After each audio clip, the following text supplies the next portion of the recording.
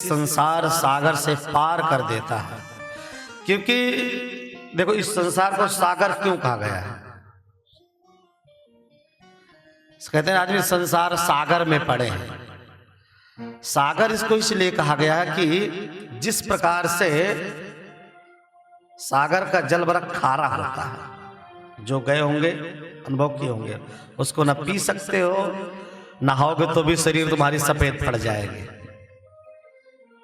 उस खारा जल है,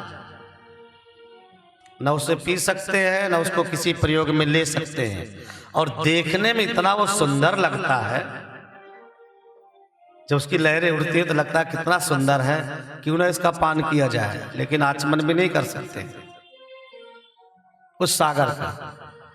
और उसी सागर के जल को जब मेघ रूपी बादल आ करके स्वयं खींचते हैं और ले जा करके जब उसका शोधन करके ऊपर से बारिश करते हैं, तो वो जल कितना मीठा हो जाता है।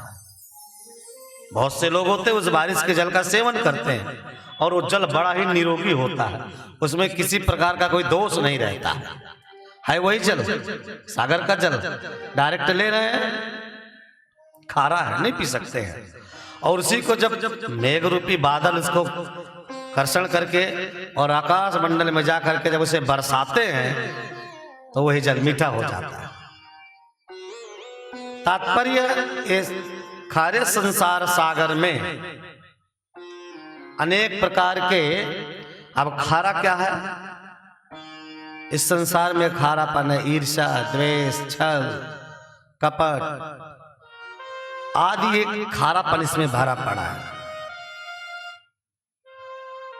और ऐसे में मेघ रूपी वो संत आते हैं और उसके सारे खारेपन को दूर करके उस गृहस्थ के संसार की जो आसक्ति है, खारापन है, उसको खींच लेते हैं और सुंदर सुंदर भगवान के चरितामृत गान करके सुना करके उसको मीठा बना देते हैं, फिर शुद्ध विशुद्ध हो जाता है।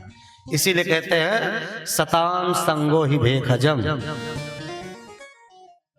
संतों का आश्रय, संतों का संग ही वो औषधि है जो इस खारे संसार सागर से तुमको मुक्त कर देगा। ये उनमें सामर्थ्य है। अलर्क को चेतनाई और छोड़ करके सर्वस्व वहां से वो चला गया। जित संगो, फिर जितासनो जित श्वासो जित संगो जितेंद्रिय। अब आता है इंद्रियों पर नियंत्रण।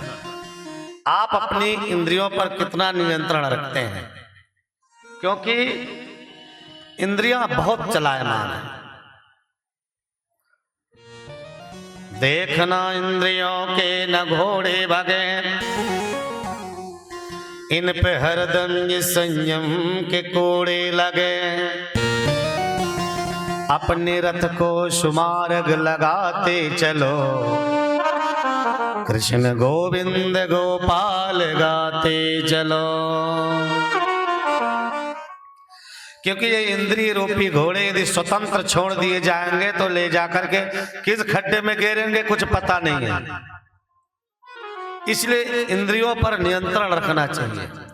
इंद्रियों के बस में हमें नहीं होना चाहिए, इंद्रियां हमारे बस में होना चाहिए। हम जो चाहेंगे इंद्रियां वही देखेंगे। चक्षुषेंद्रिय वही देखेगी जो हम चाहेंगे। अगर हमारी इच्छा नहीं तो हम नहीं देखेंगे। श्रवणेंद्रिय वही सुनेगी जो हम सुनना चाहेंगे। घ्राणेंद्रिय वही घ्राण करेगी, सूंघेगी जिसको हम चाहेंगे। यदि इंद्रियां मनमुखी हो गई तो फिर उस व्यक्ति को नष्ट होने में समय नहीं लगेगा। जैसे एक दिन एक महात्मा जी कहीं से जा रहे थे, दुकान के बगल से निकले, गरम गरम जलेबी बन रही थी, तो घ्राणेंद्रियों के माध्यम से उसका रस उनको मिला। मन में आया कि भाई जलेबी खाना चाहिए। जलेबी का नाम आते ही महात्मा जी के मुख में पानी आ गया। जलेबी जरूर खाना चाहिए। अब जलेबी खाना है तो पैसे की आवश्यकता पड़ेगी। अब जब पैसे की आवश्यकता है तो कुछ कार्य भी करना पड़ेगा। कार्य करने के लिए किसी एक व्यक्ति के पास गए जिसके यहाँ घर मकान आदि का काम चल रहा था। मांगा जी हमको भी काम चाहिए। क्या करते हो, जो कहोगे वही करेंगे। सो उनको